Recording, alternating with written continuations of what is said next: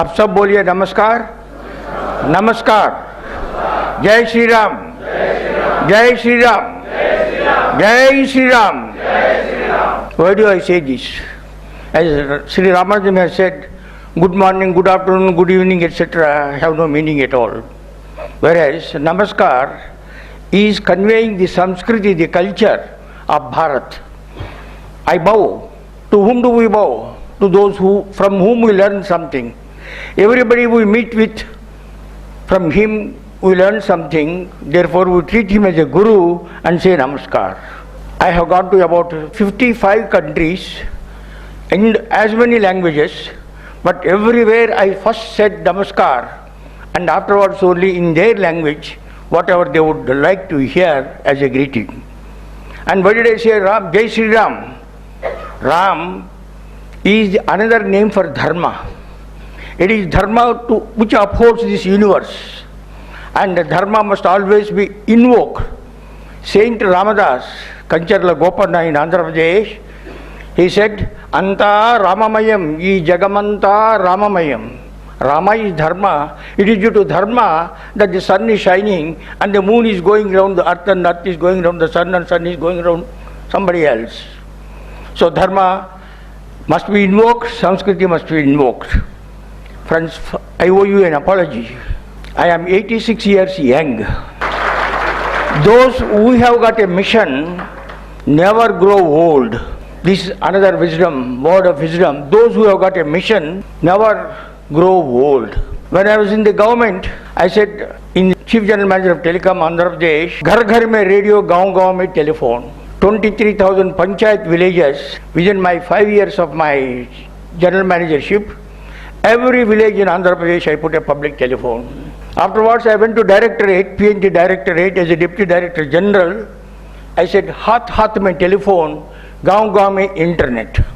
हो चुका है या नहीं है? 118 crores of cell phones are there in this country. 118 for 130 crores of people. So that was the mission. And at the same time I realized that what is the use of this telephone? What is the use of prosperity that the telephone brings? Unless if men are becoming mean, they are becoming cultureless, characterless and forgetful of their country and God, then this technology has no meaning. Therefore side by side we have to have spirituality, adhyatmikata. So that was a little low key when I was active in the telecommunications, and I am still active. Yesterday from here I went and spoke about Aadhaar and the security and that, and in the evening I went to Bharat Today about Kashayikaran. What is meant by Kashayikaran? And this morning I went to Doordarshan to record about World Telecom and Information Society Day, how information is transforming our lives for good and bad also. And in the evening I will be addressing another one. This is the mission that I have got. So this mission keeps me young. I would commend to you, all of you should have a mission and you shall never grow old.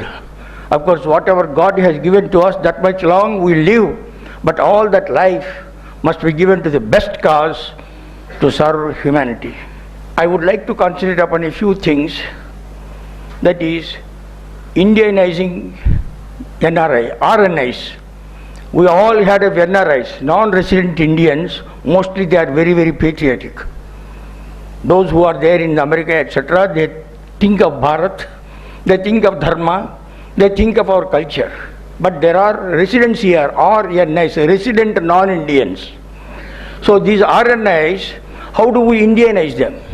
First, these RNIs, there is a Dusta Chatustaya of RNIs. One is the Marxist, the second is the missionary, the third is the Mullah Maulana, and the fourth is the secularist. These four fellows constitute the modern Dusta Chatustaya.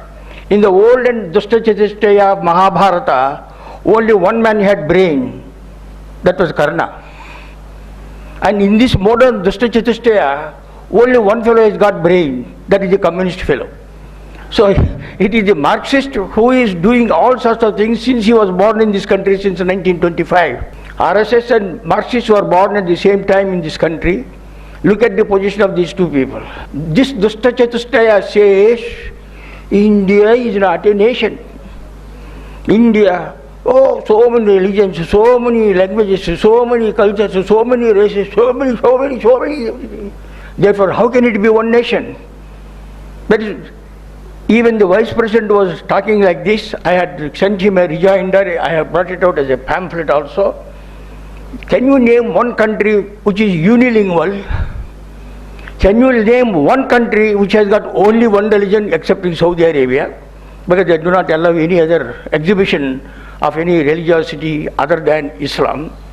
So, humankind has been traveling, has been migrating, has been immigrating, has been emigrating. Every country has not one single culture. There is vividata. At the same time, there is what is called a nationhood. For example, we were always a nation. What was that nation? Bharat, the Bharatiya nation. And so many kingdoms. Who was having the sovereignty? Dharma was the sovereign. The king who is holding his kingdom as a representative of the Dharma. If he is a Dharmachyuta, the Brahmin, the preceptor, if he pronounces that he is a Dharmachyuta, his kingdom, his sovereignty is lost. He can be replaced by anybody. Example is Mauryas. Chanakya pronouncing that these Nandas are Dharmachyutas, they should be replaced, and it was replaced. And who gave them the right? Non-possession gave them the right. The sovereignty is to be interpreted by the one who doesn't possess anything. The Brahmin was required to live isolated in the forest. No, he should not have any property. His chelas had to go round and beg and bring the food. And they also convey what is happening in the country. So, those who are sworn to non-possession and only contemplating about what is right and wrong, getting information about it, interpreting that one, that he interpreted this dharma, and if this king is a Dharmachyuta, he will lose his kingship. India was a nation, a Bharat, of many kingdoms. Of many kingdoms. All the kingdoms were sworn to Dharma. And if he is a Dharmachyuta, he is gone.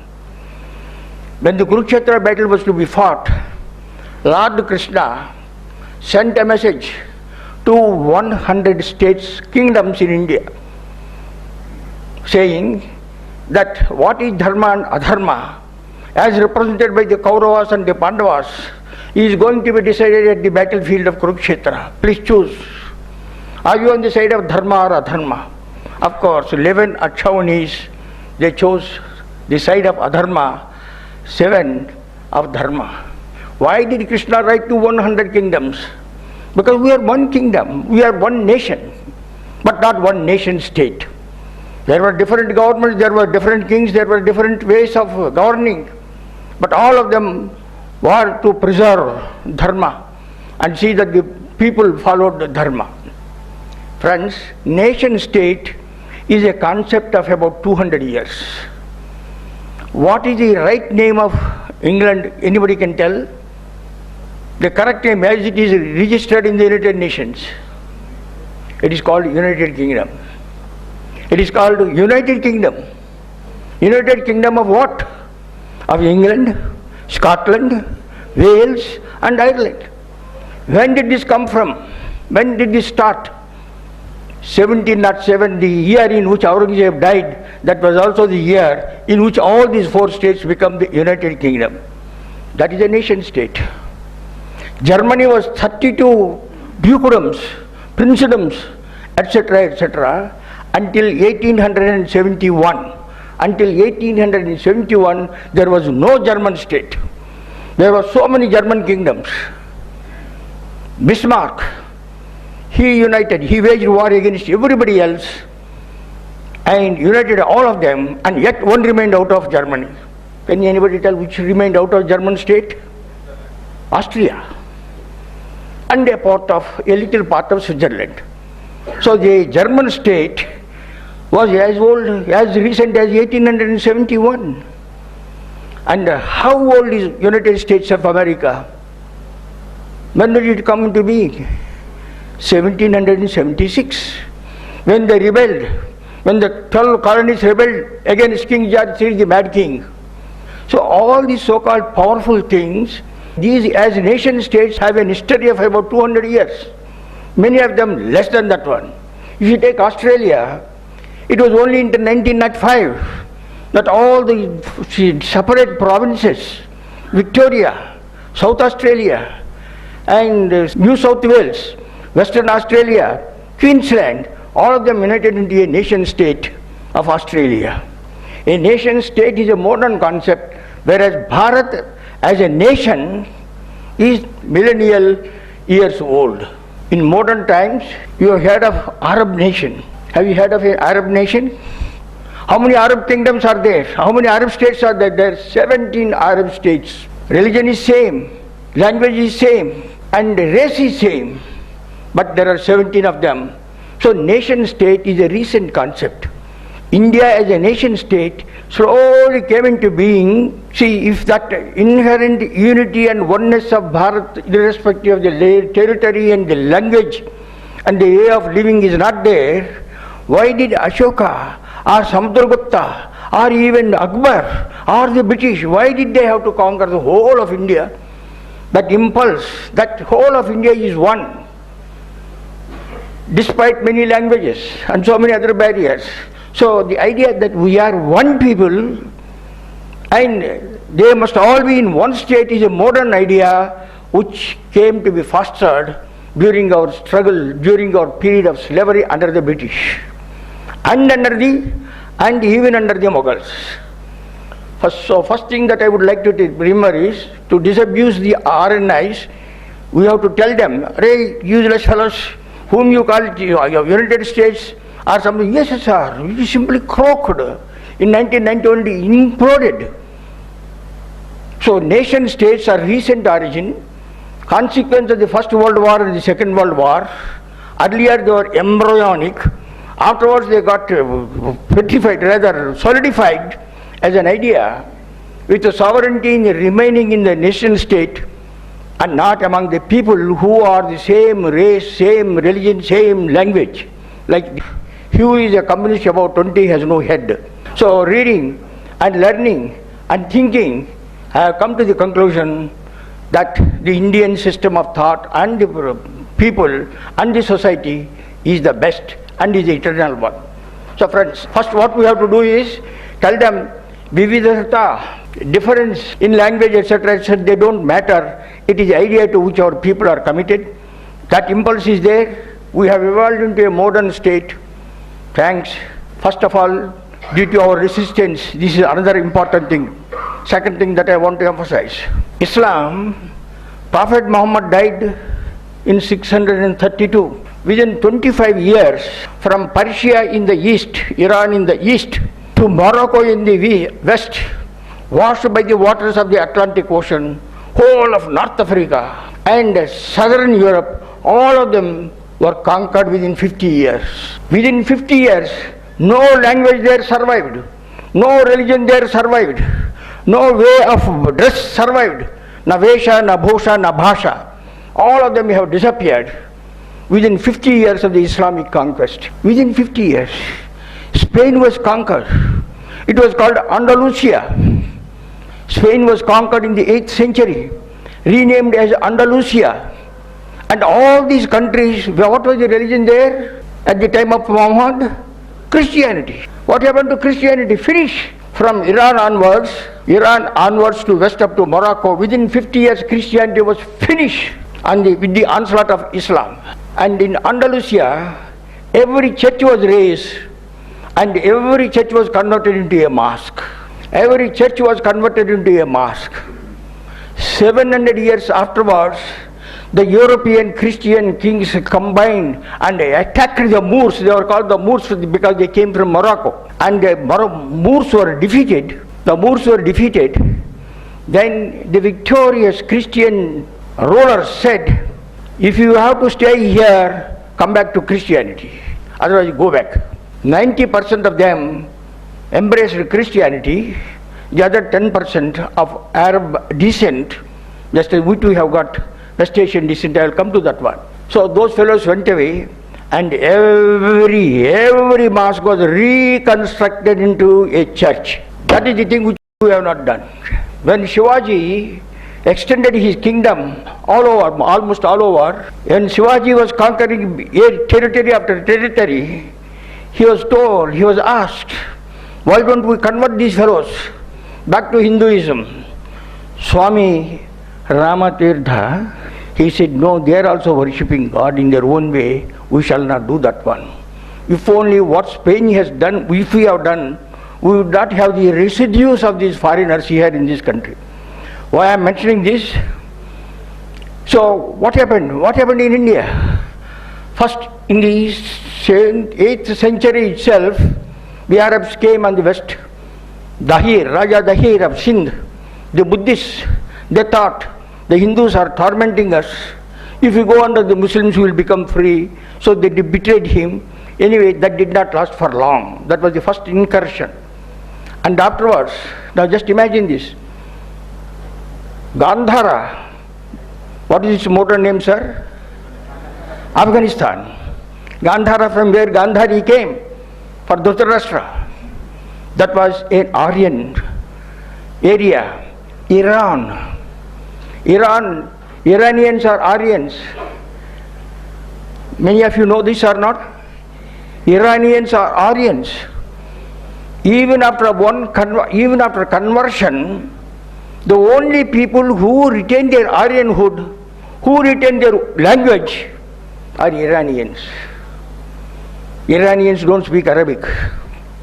They speak Iranian. And they say we are Aryans.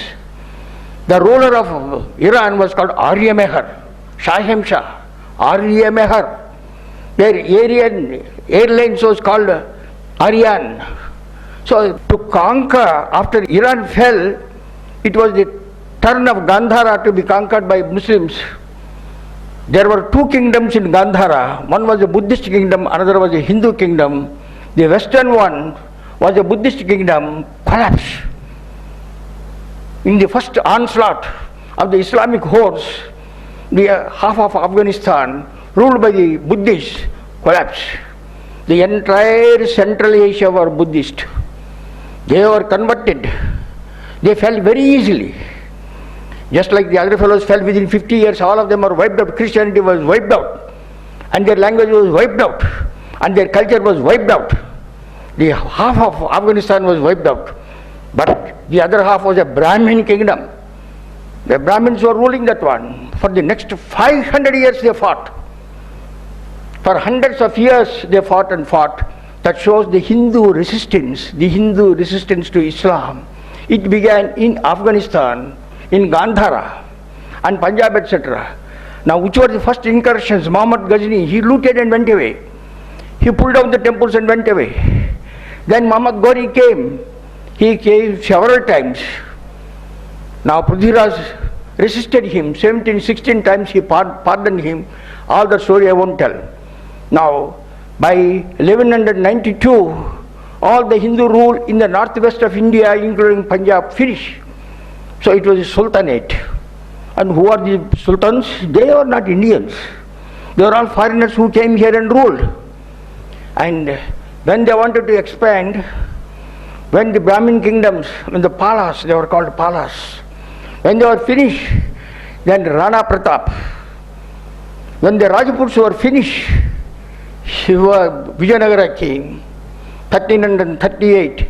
The first time that the word Hindu is a word which does not find a place in Mahabharata or Ramayana or any one of our literatures. Have you ever come across Hindu in Upanishads? No. In Mahabharata? No. Ramayana? No. But when Vidyaranya asked Harihara and Bukka were Kakatiya generals. They were conquered, they were taken, they were converted, Sindhified. And they said, sir, they told the Khilji, Alauddin Khilji, we will go south and conquer for you. So they came. saw Vijayaranya. Vijayaranya converted them. Ghar wapasi kar diya usko. Ghar wapasi kar diya. And then established saying we now must resist. Hindu dharma rakshanardhaya sthapayamaha. This kingdom of Vijayanagara was established in order to protect the Hindu dharma. Hindu dharma rakshanardhaya sthapayamaha. We are founding this to protect the Hindu dharma. So when the Rajputs were over and the incursion into the south after the Kakatiya's fall, it was checked by the Vijayanagara from 1338 to 1565 when the battle of Talikota was fought. But Talikota, Vijayanagara did not finish then. It went on into a number of places. Last was Chandragiri in the 18th century, and they ruled in the south, etc. So what I am driving at is, see the resistance of the Hindus. 50 years from Atlantic to Iran, but here hundreds of years. So when the Vijayanagara kingdom faltered in checking the Muslim onslaught, what happened? Rose Shivaji. Shivaji's Hindu Pada Shahi. And what was, by the year 1800, in spite of the third battle of Panipat at 1761, when the Indian Muslims invited Ahmad Shah Abdali, an Afghan, to come, and Sadara Shivarao Bhau, a young fellow commanding the Indian armies, became very, very volatile. That's why we lost this separate story.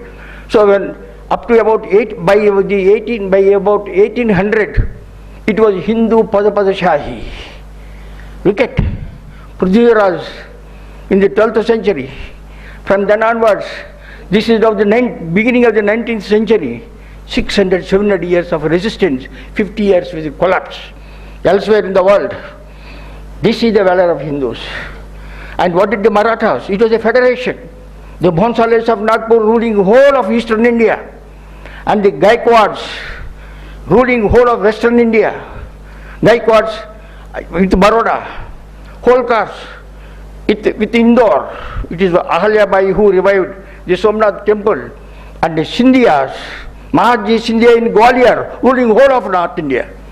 He appointed the Muslims as governors in Punjab. This is the history. This is the history. A history of centuries of resistance to Islam and final prevailing of the Hindu Padapadasahi in India. The power to rule India did not pass from Muslims to British. It passed from the Marathas to the British. At the Battle of Karki in 1812, around about that time, the last Peshwa fell. So the rule was passed on. Hindus were able to reassert their sovereignty over most of the Bharat. It is a saga of resistance which no nation has ever witnessed in the history, entire history of humankind. Gentlemen, this is what we have to remember. Whereas the communist fellows and the Dusta Chatustaya, especially Irfan Habib, Ramila Thapar, her name is Ramleela. Father gave Ramleela. She called it Romila Thapar. So she anglicized her name. These fellows, they are the eminent historians. Irfan Habib, Romila Thapar, Panikar's son, so many, R.S. Sharma, what a name he has got, what a profane things that he has done. So these people saying that we have got a composite culture. Where this composite culture come for 700 years, we are fighting and fighting and fighting. Dr. Ambedkar, a brilliant statesman and a patriot, he has written a book after the March 1940 Lahore resolution for Pakistan. But Ambedkar read the history of whole of India and traced the number of communal rights. He said there were no rights, there was only pogroms. Until the death of Aurangzeb, there were only pogroms, the Muslims killing Hindus and Hindus weakly submitting because they were disarmed. But after Aurangzeb and Shivaji's right, then it was a communal right. We will fight you. So he said Hindus and Muslims cannot remain together. They are already saying they are a separate nation. So, second thing that first of all I want to note that Vividhata, difference, is natural. It is in nature, it is in the people of a country. But it is the ideology, the idea of Bharat, the idea of Dharma that united our people, no passport. And our sages have put so many tirthas all over India. And where is Rama? Rama is there from Setu to Himalayas. Everywhere there is Rama. It is the idea of Rama. It is the idea of Dharma.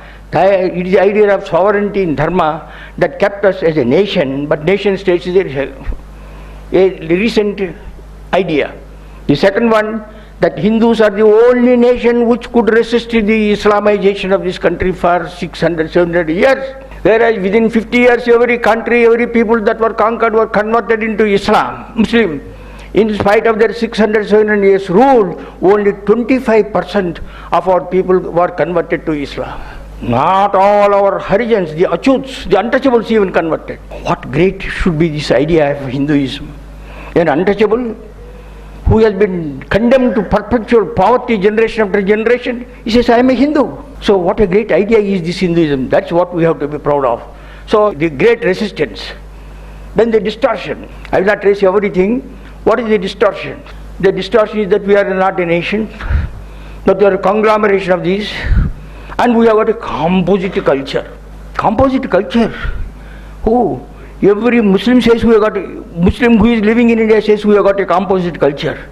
The Marxist says we have got a composite culture. Arey Sala, for 700 years Muslims and Hindus lived together in Punjab, in northwest frontier, in Sindh and every Bengal. Where is the composite culture in Pakistan? Why is it only Islamic culture? And that is good for you. You are saying, yeah, it is Islamic state. Their culture is Islam. But why do you say it is composite culture? It is not composite culture. It is Hindu culture that has to prevail.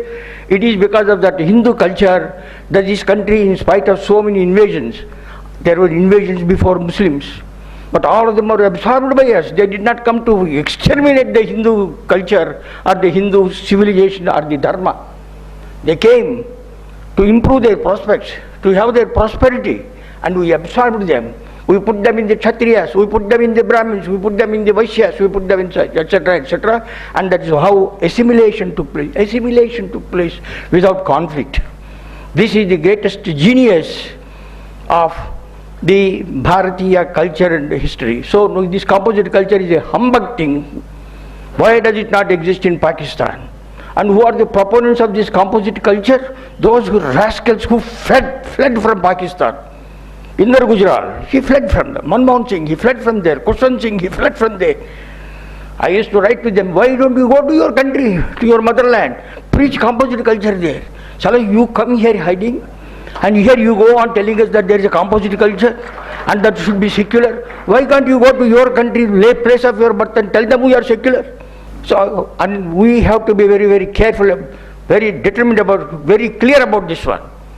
And what is the latest menace? The latest menace is the conversion menace, Christianity. A religion which is being discarded in country after country. In England, only about 45% of the people say that they are Christians. Most of them say we have no religion, but we have spiritual. They want spirituality. Dharma is very clear. Is how is Dharma different from religion? Each religion has got one God who hates other gods. Thou shalt not worship other gods. That's what the Old Testament says. There are other gods. Don't worship other gods. This is a religion. I won't speak to the people. I have got a chosen fellow who is called the prophet. I will speak to him only. And it is my command to him and to his followers that they shall convert everybody else to my religion. Until then I won't come. That's why you will be buried after your death. I will come and then you will be resuscitated. Muslims say the same thing, Christians say the same thing, therefore they are inherently opposite to one another. A conflict and war is a part of these two Abrahamic religions. There is a third Abrahamic religion, that is Marxism. That was also enunciated by a Jew. Jesus was a Jew, Abraham was a Jew, and the third, Marx was also a Jew. And just as they believe my God and others are not gods, I will prevail and others will not prevail, I shall conquer and convert everybody else, Marxism also says the same thing. Historical determinism is their God, and Marx is their prophet, and Communist Party is their church. Just as the church has got 84 sects, Among Christians, 84 sects are there. One fellow does not marry the other, one fellow does not go to the other church, and they go on telling, you have got 1,000 castes, we have got 5,000 castes. So they have got, because they are only 2,000 years old, whereas we may be 1 lakh years old. That's why we have got so many castes, etc., etc. So this conviction must be with us. So friends, I will not detain you for long. What is absolutely necessary is we must have a conviction.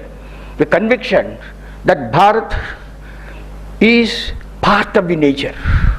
84 lakh Jivarasis, species of life, and anagine, uncountable Sthavaras, that means those that don't move, the mountain and the river and the forest and so on, and the desert and so on.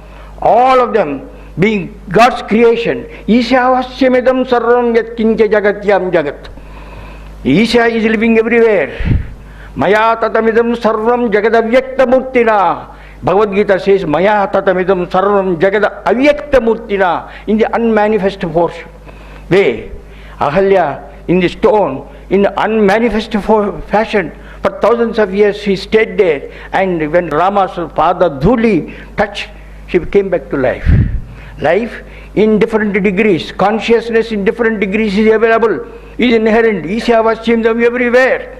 And over a period of time, given good conditions, etc., that manifests itself. This is nature. This is absolutely scientific. And the idea of time and creation, we say Big Bang. When did it occur? And what was there before? Why did it occur? I will explain.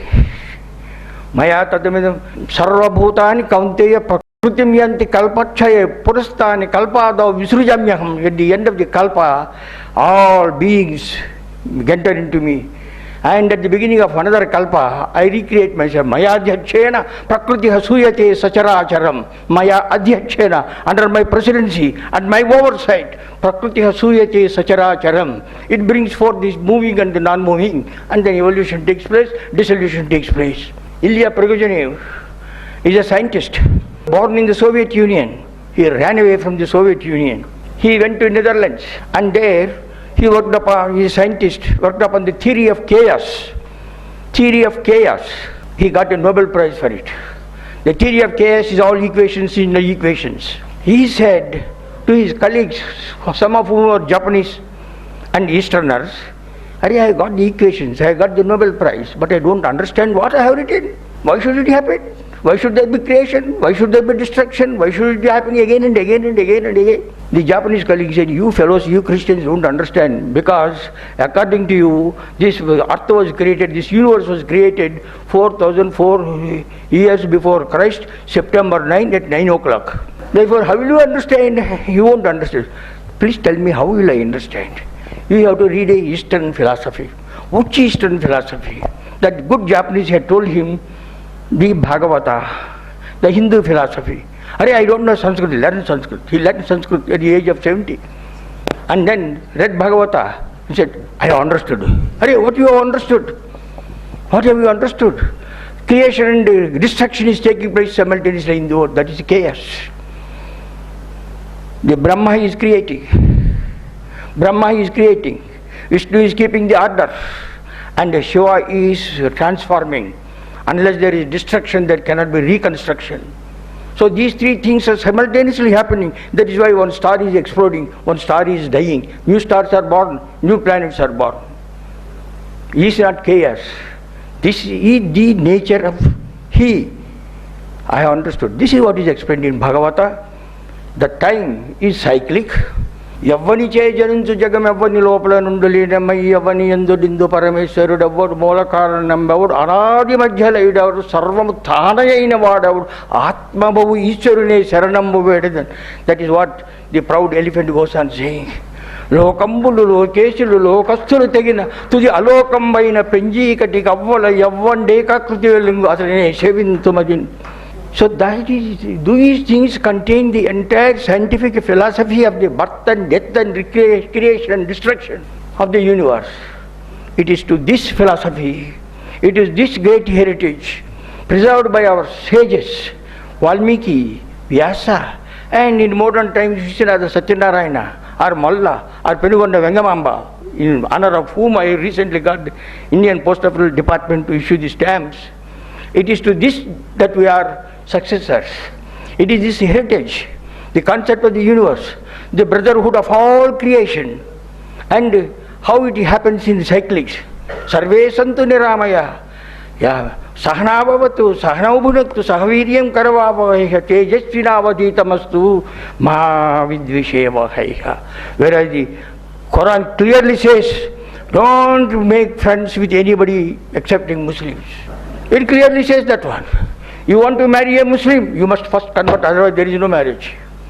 You want to marry a Christian, you must convert, otherwise no marriage. That is what we say. Anybody can marry anybody, provided they are human beings and not sodomizing one another. See, this is, so sahanavavatu, together, sahanavavatu, shall we protect together? Sahanavabhunaktu, shall we enjoy together? Sahaviryam, shall we do various deeds together? Mahavidvishavaya, don't hate anybody. Namedveshyo astina priyaha.